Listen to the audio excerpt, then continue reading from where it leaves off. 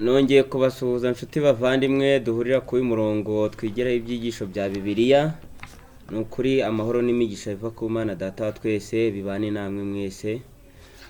Nkuko kandi mubimenyere kuri gahunda yacu y'ibyigisho biyobora abakoze ku kwiga Bibiliya. Uyu mwanya twabategure kandi tugiye no kubagezaho inshamake y'icyigisho cya gatatu. Ni icyigisho cyiza cyane cyatubwiraga ngo IRIBURIRO cyangwa se ijambo ry'ibanze. Nkuko mubimenyereye ku nshamake murabona ko ntari jyenyine, ngiye muramenyereye ariko ndi kumwe n'umuvandimwe. Reka musabe yivuge mu mazina kandi anabasuhuze. Murakoze, nitwa Oze twagira Imana, ndabashuhuje nishimiye kubana namwe. Turanezere natwe kubana nawe. Reka rero ubwo tugiye kwinjira muri iki cyigisho, Oze dushira imbere y'Imana mu isengesho maze dutangire icyigisho cyacu. Dusenge. Uhoraho Imana yacu, turagushimiye, uhabwe icyubahiro. Amen. Tugiye kumbura ibyanditswe byera, umwuka wera adusobanurire. Amen. Buri ngingo yose ihamya ko uri umukiza wacu, bashe gusobanuka mu mitima yacu. Amen. Kandi tubashe kwakira impano duha ari bwo bugingo. Tubisabye mu izina rya Yesu. Amen. Amen. Amen. Oze urakoze cyane rwose. Ni umugisha iyo tubumbuye ibyanditswe byera, twasezeraniwe guhabwa umufasha ari wo mwuka wera, kandi ngo yiteguye gukora uwo murimo kuruta uko twebwe tubitekereza, kuko ni impano Imana iduha kandi burya ibintu Imana yasezeranye ubundi nitwe tubura, iyo yiteguye kubikora mu mugambi wayo. Rero muri iki cyigisho dukomeje cy'ubutumwa bwiza, sinzi nawe warabibonye ko ibyigisho twabanje bagiraga ngo batwereke inshamake y'ubutumwa bwiza bwa Yohana, ariko mu iki cyigisho cya gatatu urabona ko noneho dutangiye introduction. IRIBURIRO mu ndimi z'amahanga ni introduction, ni urwinjiro rw'iki cyigisho, ndetse yemwe baratubwira ngo ni ijambo ry'ibanze. Ahari umuntu akubwiye ngo ni ijambo ry'ibanze, biravuze ko ari intangiriro y'icyo kintu mugiye kuvugaho. Nekereza ko rero muri iki cyigisho turaza kugaruka cyane cyane ku gice cya mbere cya Yohana. Ntekereza ko icyo kwibuka ari nacyo cy'umurongo wa mbere, urwandiko ubutumwa bwiza bwanditswe na Yohana, ni nacyo cyo kwibuka dufite. Kiratubwira ngo mbere na mbere hariho jambo, jambo yahoranye n'Imana kandi jambo yari Imana. Uko niko Yohana yatangiye ubutumwa bwe. Mbese iki cyigisho wacyumvise utagitangira? Natekereje cyitwa ijambo ry'ibanze rije mu cyigisho mo hagati, yego, ridatangiye igitabo nk'uko tubimenyereye. Atari cyo cyabaye icyigisho cya mbere. Ariko uko nigaga icyigisho nyuma naje kubona mu by'ukuri ijambo ry'ibanze ikibandwaho, icyo Yohana yari ari gusobanura n'iki. Yego. Kandi iryo jambo y'isi ry'ibanze ni naryo banze y'ibyabayeho byose. Yego. Muri iki cyigisho rero twaganishijwe kuri Kristo, ariko Kristo utari wa Mesiya waje, ahubwo Kristo wabanje kubaho mbere hose, Kristo nk'Imana n'ubushobozi bwe bwo kurema. Reba nawe aratangiye ngo mbere na mbere. Iri jambo wari uzi ko ari naryo ritangira Bibiliya? Mwitangira icyo cya mbere haravuga ngo mbere na mbere. Bivuze ngo ubutumwa bwa Yohana buraza kuzana umwihariko bwo kutwereka Mesiya, ariko wa wundi wabayeho mbere na mbere. Mbega mbere na mbere niki cyabayeho? Habayeho kurema. Rero turaza gusanga uyu Mesiya uri mu butumwa bwiza mu gihe gitoya yamaze hano ku isi. Yohana ajya kutubwira ubutumwa bwiza, aramutwereka nk'umuntu wahozeho. Ibi bintu birasobanutse cyane, biraza kutwereka impamvu ikiguzi cyo kubona inshungu y'ibyaha byacu birasaba Imana ubwayo, kuko yahozeho mbere na mbere. Ntabwo ari wa wundi turabona aza akavukira mu nda ya Mariya gusa, ahubwo turabona ko yahozeho. Ibyo bintu nabyo biramya ko burya yari Imana. Mu myandikire ya Yohana yibanda ku gusobanura Kristo Yesu uwo ari we, mu mpande zose. Kristo nk'Imana ariko na Kristo nk'umuntu. Noneho akabona yajya ku mpano atanga y'ubugingo buhoraho, nicyo bisaba ngo umuntu ayakire. Nicyo rwose, nicyo Yohana yanditse. Ubundi burya rero ni n'umwihariko wa Yohana, kuko nuza gusoma mu bundi butumwa bwiza bwa Mariko, Luka ndetse na Matayo, batangira ku kuvuka kwa Mesiya.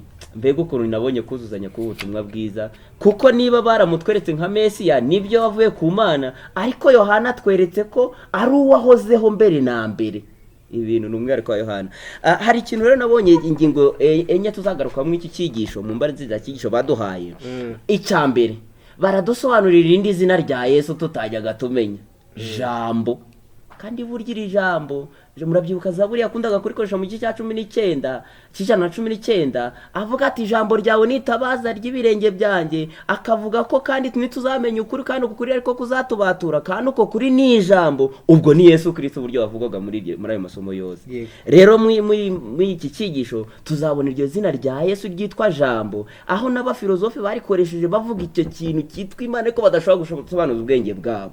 Ariko turasanga Yesu yitwa Jambo, kandi Jambo wahoranye n'Imana, kandi Jambo witwa Imana. Ikindi turaza kubona muri iri somo, muri iki cyigisho turaza kubona ko uwo Jambo yari umuco w'isi. Nubwo birangira umuco biriye mu mwijima niba abantu niba wakire, ariko turaza kureba Jambo ahinduka umuco w'isi. Yego. Ikindi tuza kureba, wenda ndimo ndavunagura ingingo zikuye mu iki cyigisho baduhaye mu banziza cyigisho, turaza gusanga uyu mucyo wavuye mu isi, abisi ntibawakira. Kandi byabaye ku Bayuda na n'uyu munsi biracyabaho. Burya natwe nitwisuzuma turasanga rimwe na rimwe hari igihe tugiriye imico yabo kandi dufite ukuri gusobanutse imbere yacu. Indi ngingo nanone turabona ko uyu muco w'isi kuwakira cyangwa se kwakira Mesiya cyangwa kwakira Kristo nk'umwami n'umukiza wacu biradusaba ikiguzi kimwe cyitwa kugira kwizera. Ngize ingingo zikuye mu iki cyigisho tugiye kurebera hamwe.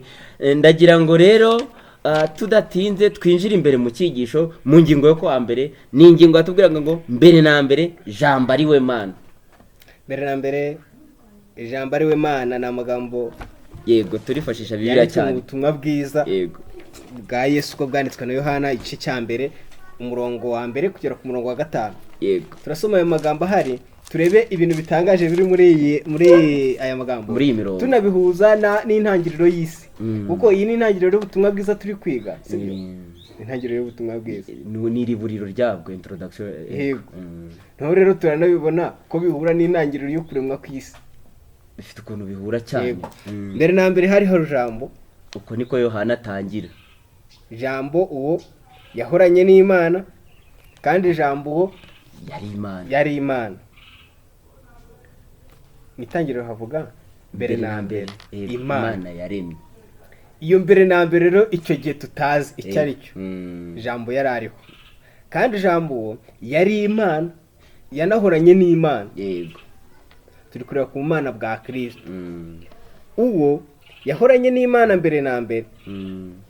Ikindi rero gikomeye ku murongo wa 3 nibaza ariho tugiye. Ibintu byose niwe wabiremye. Noneho abaye umuremyi.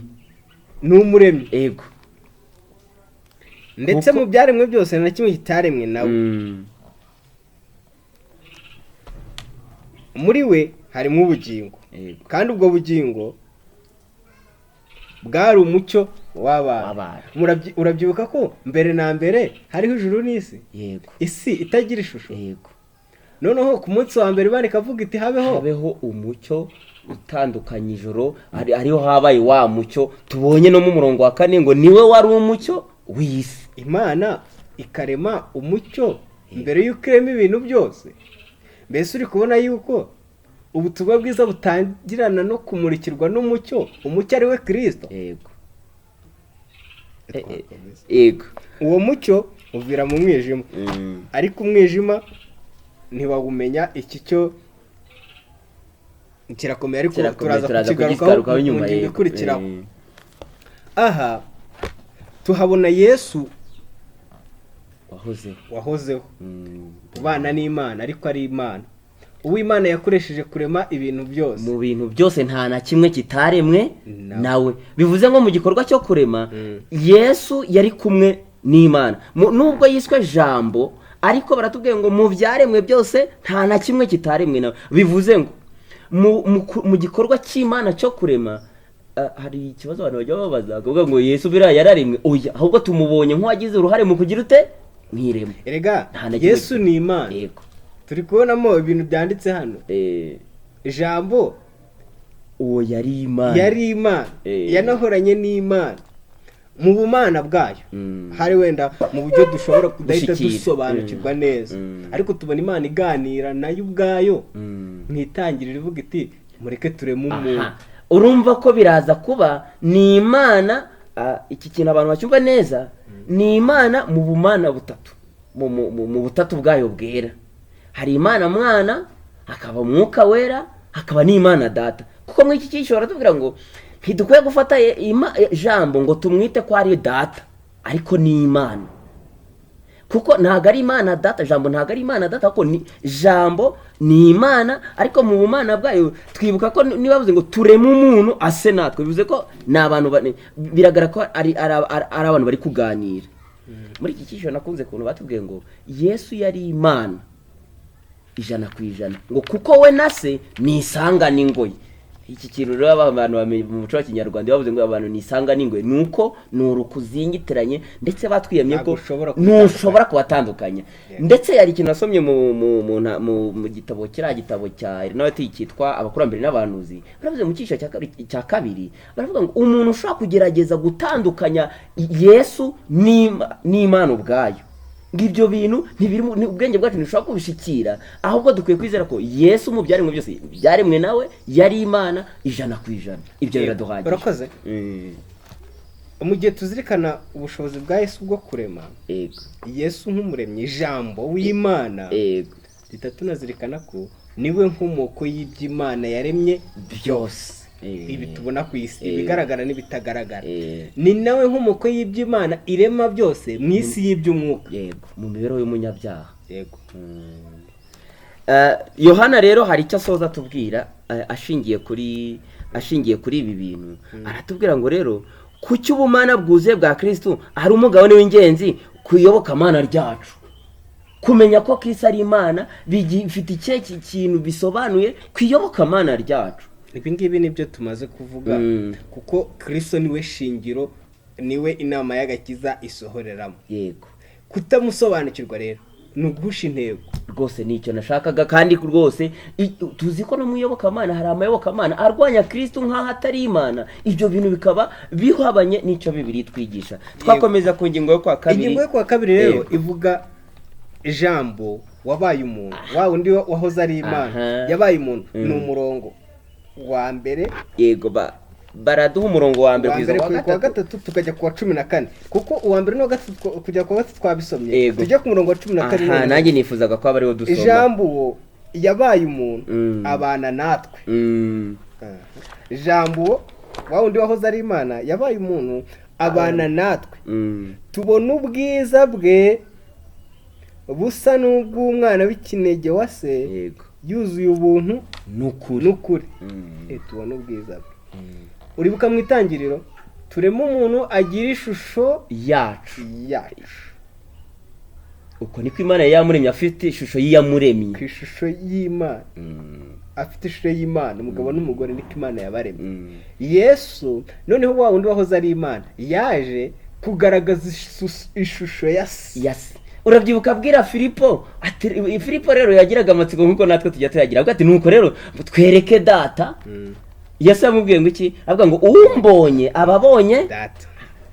Kristo ari mu isi yari ishusho y'Imana yuzuye ubuntu n'ukuri. Yego, mu kuza kwa Kristo kwigira umuntu, kubana natwe, hari hasohoye amagambo yo mu Kuva igice 25:8, aho Imana yabwiye Abisirayeli beti, kandi aba bantu bandemera ubuturo bwera, nture hagati muri bo.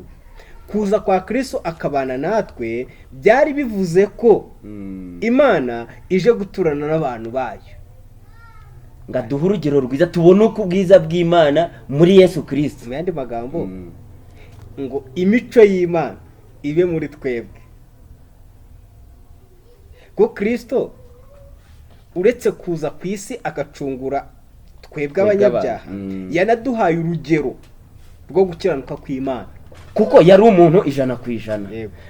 Nakunze amagambo ari muri Yesaya igihe yavugaga ngo yageragejwe mu buryo bwose nkatwe, byanditswe na Paulo mu Baheburayo. Aravuga ngo mu gice cya 4 avuga uburyo dufite umutambyi mukuru utabasha kubabarana natwe. Aravuga ngo yageragejwe mu buryo bwose nkatwe.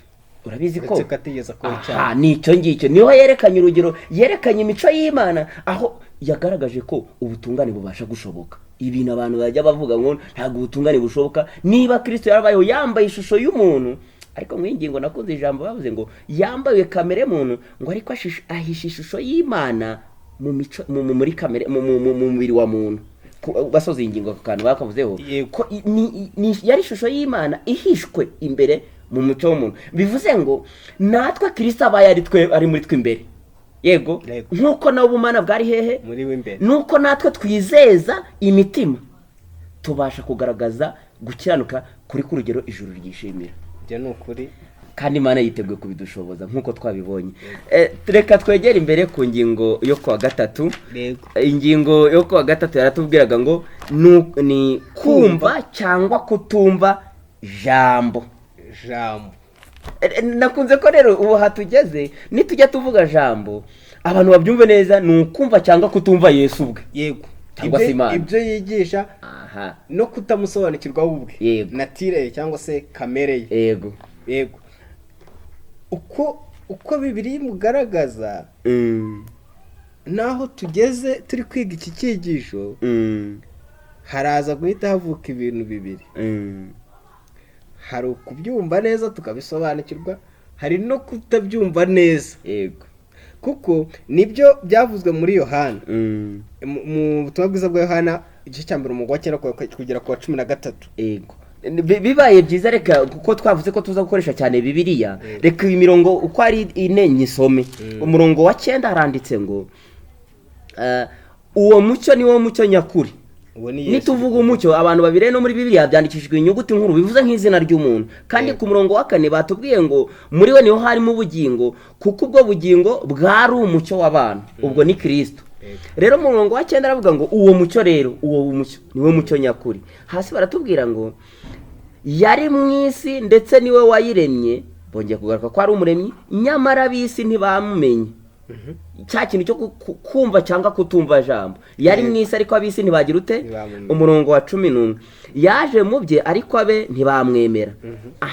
Umurongo w'ibyiringiro ku murongo wa 12 icyakora bamwemeye bose bakizera izina rye, yabahaye ubushobozi bwo kuba abana b'Imana. Abo ntibabyawe n'amaraso cyangwa n'ubushake bw'umubiri cyangwa n'ubushake bw'umugabo, ahubwo babyawe n'Imana. Reba agaciro karimo kwemera mu kumenya uyu jambo, ego twabonye waje mu isi akabana natwe, kumumenya no kumusobanukirwa byanejeje cyane, biduha uburenganzira, biduha ubushobozi bwo kuba abana b'Imana, none tugasangira kuko yita Imana. Unabyuka igihe yabwiraga mu gice cya 8 avuga ngo mukomoka kuri so Satani, kuko ibyo mukora ari byo Satani akora uherekena rwose. Ariko none tubonye isezerano ritubyara tukahinduka abana b'Imana. N'igihe tumwemeye. Mu gihe rero Yesu yerekanwaga, abantu bamwe baramwemeye, abandi ntibamwemera. Ariko ikintu kibabaje cyane nuko ubwoko bwa Isirayeli, igice kinini cyo mu bwoko bwa Isirayeli, ari bo bari barahanuriwe ibye, baranabyize, barahaga babyiga banabyigisha, batigeze bamwakira nka Mesiya. Igice kinini icyakora koko harimo bamwe ni nayo mpamvu Pawulo avuga mu Baroma igice cya 11. Urebye Pawulo iki kintu nawe yakigarutseho, avuga akaga n'ingorane aba bantu yavukiyemo bagize mu gice cya 9 kugeza mu gice cya 13 na 13 byose by'Abaroma. Pawulo avuga akaga n'ingorane kuko Yesu yavukiye hagati muri bo ntibamumenye, ariko nanone akadukebura, akatwibutsa ko twebwe ababyawe muri bwa buryo tubonye mu murongo wa 12 turamwizeye, tubyarwa atari ku buryo bw'umubiri, duhindutse duhawe ubushobozi bwo kuba abana b'Imana, ariko twitwa, yakoresha urugero nakunze, atwita ingurukira zatewe kuri Erayo. Ego mu gihe babandi bamwanze bari kavukire kuri Erayo, bari ishamirira by'umwimerere. Ibyo rero biduha isomo, ntabwo tukwiye kwirata, kuko Kristo tubyarwa kubwo kwizera tukitwa abana b'Imana. Yego tuba abana b'Imana kubwo kwizera, ntidukwire kubyirata ngo kuko kwizera ariko kwaduteyeho, none ngo bizarushaho koroha babandi nabo nibahindukira kuko bagarutse kuri gakondo yabo. Mbega umugisha dufite mu kwizera ibi bintu, ariko biturinda ko tudakwiriye kugira ibyo twirata. Pawulo yongera kuvuga ko umukiranutsi abeshwaho no kwizera. Urumva kwizera niko guhesha umuntu kuba umukiranutsi, ariko ntago biba bihagije, asigara abeshejweho n'ubundi no kwizera. Aramutse ataye kwizera, ubwo yamera nk'abayuda, noneho ibyo byaba birushaho kuba bibi kuko we yaringurukira. Nta yandi mahirwe y'abasigaranye rega. Yego. Noneho rero mu gihe dusoza iyi ngingo hari ikintu dukwiriye kuzirikana. Ku murongo wa 12 w'igice cya mbere n'uwa 13 w'igice cya mbere hari ibintu bihura neza. Urumva turi gutangira ubutumwa bwiza bwa Yohana, introduction. Binahura n'ibyanditse muri conclusion y'iki cyigisho, umugambi wacu, y'iki gitabo. Yego. Umugambi w'iki gitabo, umugambi w'ubutumwa bwiza bwa Yohana, hari insanganyamatsiko ngenderwaho yibanze yari nivuga yuko abantu bashobora gukizwa bitewe no kwizera Kristo nk'umukiza wabo. Yohana igice cya 20 umurongo wa 31 niko handitse. Yaranditse ngo ariko ibi byandikiwe kugira ngo mwizere yuko Yesu ari Kristo umwana w'Imana, kandi ngo nimwizera muherwe ubugingo mu izina rye. Urabyibuka ibyanditse ku murongo wa 13 igice cya mbere umurongo wa 12. Yego. Urabyibuka? Yego, haranditse ku murongo wa 12 kamagere ndahari rwose, haranditse ngo icyakora bamwemeye bose bakizera izina rye. None muri iryo zina rye urabonye ko no mu musozo aravuze ngo bakamwemera bahabwa ubugingo mu izina ryande. Ngiye impamvu dusenga ngo mu izina rya Yesu. Urabona uko Yohana atangira ni nako asoza. Avuga ati rero buri ibintu byose nanditse natangiye mbabwira yuko uwo mucyo waje kugira ngo abantu nibizera Yesu bahabwe ubugingo buhoraho. N'ibindi byose nanditse muri iki gitabo cyanjye byose byari kugira ngo abantu bahishurirwe Kristo, kandi uzamwizera azahabwa ubugingo buhoraho. Mbega umugambi mwiza w'iki gitabo cya Yohana. Nukuri nabikunze cyane. Twakomeza ku ngingo rero ko akane, ni ingingo yatubwiraga ngo insanganyamatsiko zigenda zigaruka: kwizera no kutagira ute no kutizera. Ibintu tumaze kubona, agakiza kacu gashingiye hehe? Kwizera. None hani insanganyamatsiko zagarutse mu butumwa bwiza bwa Yohana. Bagerageje kuvuga amasomo, igihe narebaga ingingo, batanze amasomo ageze muri 3. Muri aya masomo yose haragaragara ibikorwa Yesu yagiye akora, ariko uwagikoreye wese ntiyakizwaga n'ikindi uretse kwizera. Kandi akaga n'ingorane wagiraga, hari nk'iri somo baduhaye bagaruka ku bugambanyi bwa Yuda, aho icyatumye akora ibyo yabuze kwizera Yesu. Muri aya masomo ikindi kintu bavuzemo ibintu bibiri. Uruhande rumwe rw'abantu bizeraga bitewe n'ibyo bamenye kuri Kristo, uruhande rumwe rwarizeye, urundi ntirwizeye. Ni nayo nsanganyamatsiko dufite. Maze mu gice cya 3 Yesu aganira na Nikodemu amubwira yuko umwizera ahabwa ubugingo buhoraho, ariko utamwizera acirwa iteka ryo yamaze kuricirwa, kubera ko akongera akagaruka kuko umucyo waje mu isi. Yego. Umwijima ukanga umucyo. Aha rero hatuzana ku cyo dukwiriye gutekereza natwe, uburyo twakiramo uyu mucyo cyangwa uyu muburo, kubera ko byanga bikunda iyo utizeye uba wizeye. Ibintu mvuze biravugitse. Oya, ahubwo ahatari kwizera hariho kutizera. Yego, naho nashaka kujya. Ubuze kwizera bivuze ko nyine utizeye aba abuze kwizera. Ikindi kintu cyo gutekereza cyane ni uko kwizera atari ibitekerezo, atari imyumvire, ahubwo kwizera ni ikintu dukora, ni ibikorwa, ni amagambo. Kandi kwizera kugaragarira mu buryo tubaho, mu mahame yacu, mu buryo dukurikiza amahame y'ibyo twizera. Abantu bafite iki cyigisho baraza gusanga uyu mufilozofe we yagerageza kuvuga nkaho ijambo cyangwa se Yesu amufata nk'igitekerezo cy'abantu, mu gihe twebwe twamubonye ari umuntu ubana natwe. None bikadusaba ko tugomba kumwizera, maze ukwizera kugahinduka ugushizwe mu bikorwa, bitari amagambo gusa. Ari ikibazo nakunze rero hasi basoza ingingo, batubaje ngo none se ubayeho ute mu mibereho yawe yo kwizera Yesu? Ese byaba ari amagambo gusa? Aho kuba wakwishingikiriza ku bumenyi bw'ibyo umuzi nka Mesiya, burya ibintu by'amagambo tuba tuvuga kuri Yesu hari amateka menshi tushobora kwandika, hari naho dushobora gusoma kuri Yesu, ariko ibyo bintu ntabwo ari ukwizera. Ahubwo icyitwa kwizera ni uko tumenya tugasobanukirwa n'ibyo Yesu yadukoreye, maze ibyo bintu bigahindura imico yacu, maze tukabaho imibereho yo kwizera.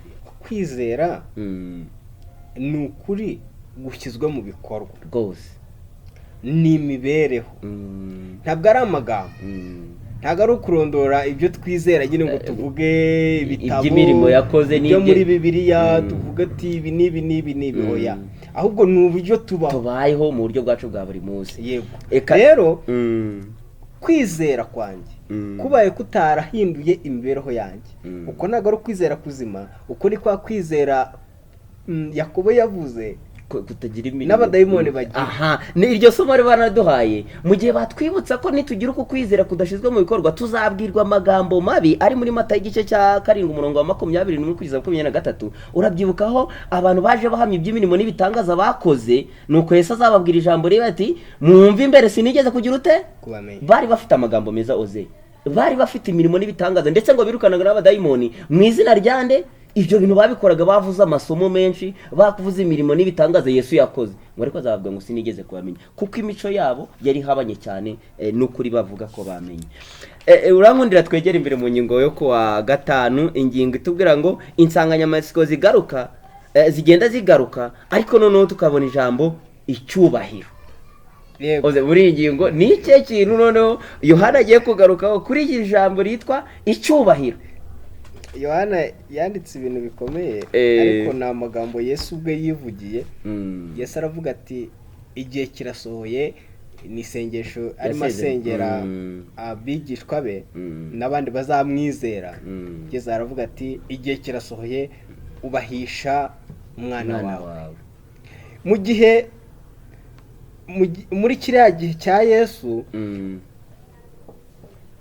umuntu waba gusuzuguritse, umunyabyaha ruharwa, wa muntu igihano kibi cyabagaho kwari ukubambwa ku musaraba. Mu gihe cy'Abaroma nirwo rwa rupfu ruturi ibindi. Kuri Yesu rero kubambwa ku musaraba cyari icyubahiro. Nicyo kintu bashaka ngo tuguze kuganira no muri iyi ngingo. Ni gute noneho rero batubwiye ngo ni ugukozwa isoni, ndetse rwose byari bizwi ko ruharwa ari gukorerwa icyo kintu. Ni gute? Hari isomo rya nkunda riri muri Yohana igice cya 12 umurongo wa 32 avuga ngo nanjye nimanikwa hejuru y'isi nzireherezaho iki amahanga yose. Ibi bintu nibyo byatumye umusaraba kuri Yesu ikintu abandi bafataga nko gukozwa isoni, twebwe abamaze gusobanukirwa n'umugambi we tubona umusaraba nk'ikintu cy'icyubahiro nk'uko Kristo ubwe yabirebaga. Ibyo ni ukuri.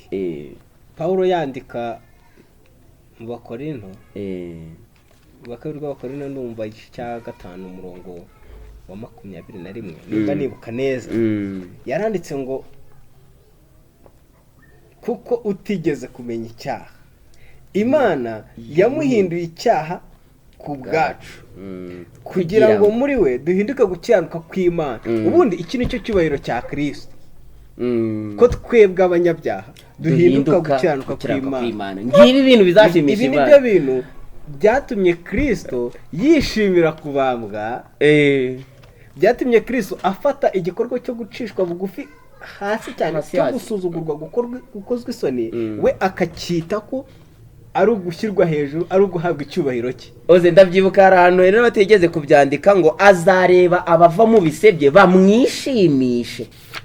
Ndetse hari n'indirimbo tugira 144 ivuga ngo ibyiza byanshizwe imbere binsubiza mw'intege. Igihe Kristo ngo yarebaga umusaraba, ngo nubwo mwingi ngo batubwiye ngo mu mbaraga y'kimuntu yaravuze ngo data niki kikundekesheje, ngo ariko yitegereje abazava umusaruro uzava mu gitambo cye, ngo aravuga ngo data bye kuko nshaka uko bibuka ugira ute. Kandi rwose ku musozo w'ibi bintu igitambo cya Kristo kizadukiza kandi tuzahabwa ubugingo buhoraho, ari byo bizaba icyubahiro kuri Kristo. Ntabwo kizadukiza kera ahubwo cyaradukijije. Icyo dusabwa ni cya kindi kugira ute kubyizera.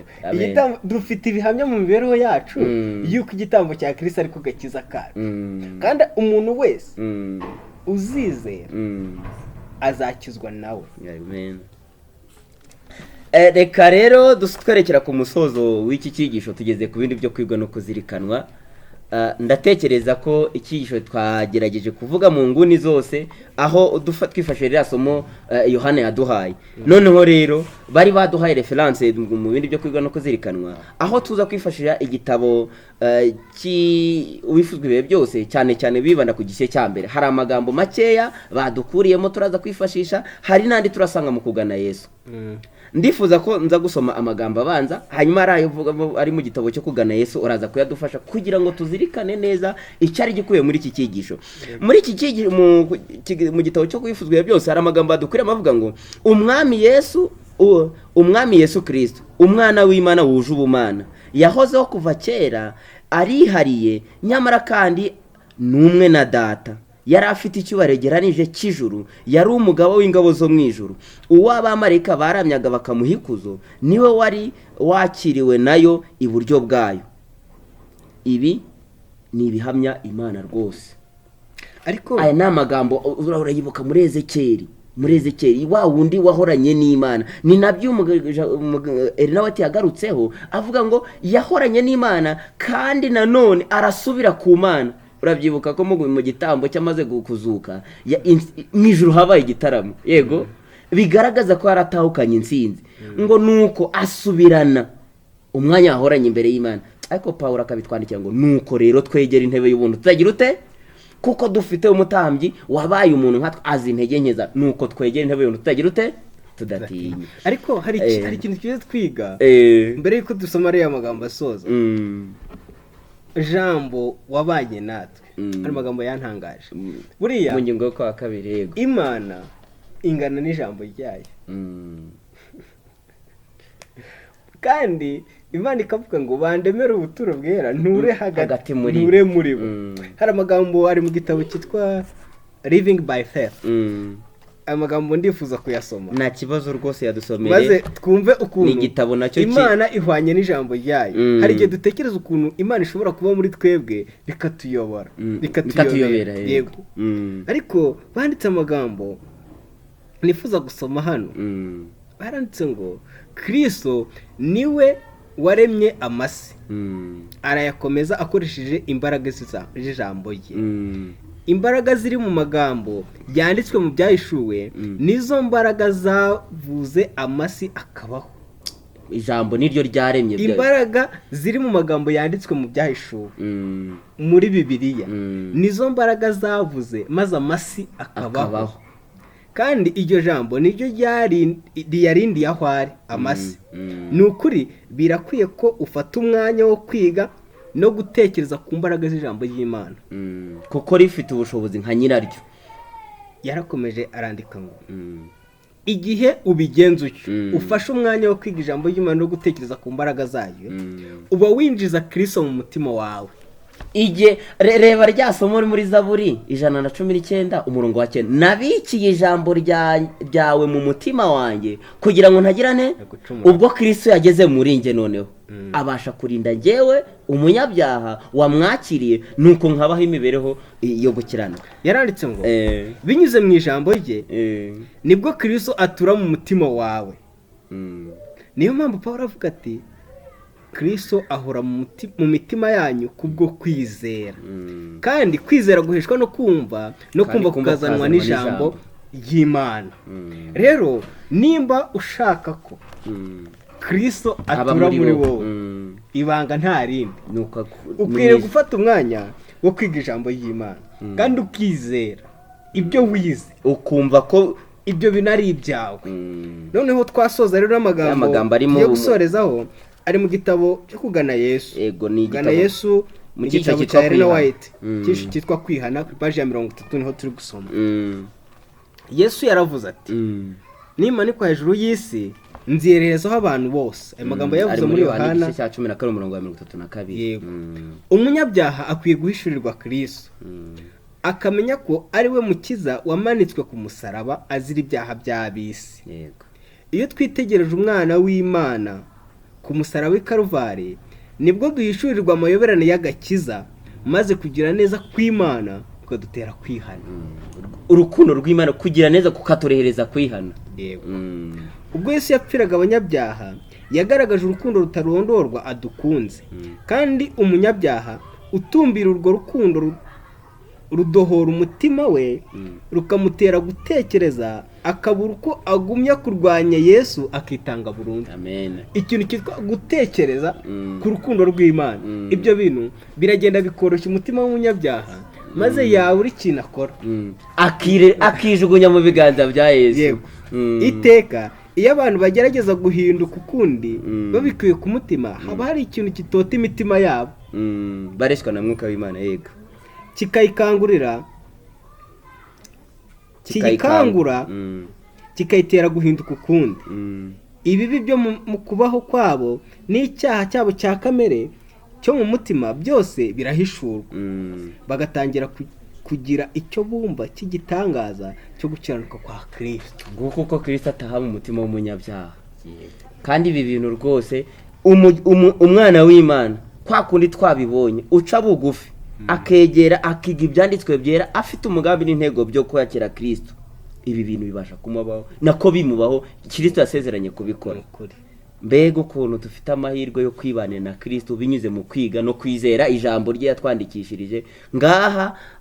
Nguyu umugambi n'intego ubutumwa bwiza bwa Yohana aradushishikariza ko mu butumwa bwiza bwanditswe na Yohana nitubwiga tugasobanukirwa ibi bintu tukabyizera tuzabona ubugingo. Ibyo bintu niko bikurikirana. Bivuga ngo dore kwizera cya kintu twabonye muri Pawulo yanditse ko uwizera wese umwizera ahabwa ubugingo buhoraho, umwizera ahabwa ubushobozi bwo kuba umwana w'Imana. Yego, uko kwizera buheshwa no kumva, niko Pawulo avuga, kumva kukazanwa n'ijambo ry'Imana. Ubu nitubicuruka rero ntabwo bikunda, turabicuruka dusange uko bihita bisohora mu mibereho y'umuntu. Kwiga ijambo ry'Imana ukaryumva ukaryizera isezerano ry'Imana rigasohora. Mbega umugisha n'amahirwe. Mbese kuki tutakwakira aya mahirwe Imana yaduhaye? Niki cyabuza njyewe, niki cyabuza wowe kubyaza umusaruro y'amahirwe? Cyane ko tuba tumaze kubisobanukirwa, ahasigaye ari ukubyakira mu mitima yacu. Reka ribe isengesho ryanjye nawe kandi n'abazatwumva turabingingira ngo igihe dusoma ubutumwa bwiza bugasobanukira imitima yacu. Hano ubonye ko ijwi ry'Imana rikomanga ritwinginga, bene icyo gikorwa dukwiye kuba dukinguye, kuko ni rasomo ryo mu byahishwe rivuga ngo uyu munsi mpagaze ku rugi ndakomanga. Umuntu niyumva ijwi ryanjye agakingura nzinjira iwe tugira ute dusangire. Ibyo dusangira na Yesu rero yabidusezeraniye ni ibi ngibi, ni ukuduha ubugingo buhoraho. Reka ibintu bisohezwe mu mitima yacu mu izina rya Yesu. Reka dusenge. Turagushimye cyane Uwiteka Mana ikiranuka, izina ryawe rihabwa icyubahiro. Tugushimiye ko ahagarikiye gahunda yacu, udusobanuriye neza umugambi n'intego by'ubutumwa bwiza, kandi tubonye ko ubwo watwandikishirije ijambo rifite ububasha bungana n'ubw'Imana ubwayo. Nuko rero umwuka wera waramusezeranye ngo aridusobanurire, kandi nitumara kurisobanukirwa nk'uko yabisezeranye tubyizere, maze muri ubwo buryo ribasha kudukiza kandi tukabaho imibereho itunganye, maze tukazahabwa ubugingo buhoraho. Ngwino usohoze ibyo bintu mu mitima yacu, nibyo dusabye twizeye mu izina rya Yesu. Amen.